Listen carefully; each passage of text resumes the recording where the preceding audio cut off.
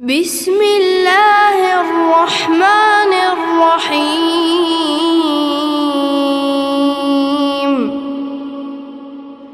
ألم تر كيف فعل ربك بأصحاب الفيل؟ ألم يجعل كيدهم في تضليل وأرسل عليهم طيرا أبابيل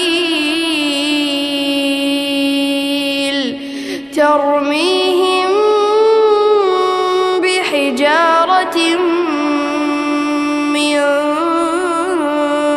سجيل فجعلهم كعصف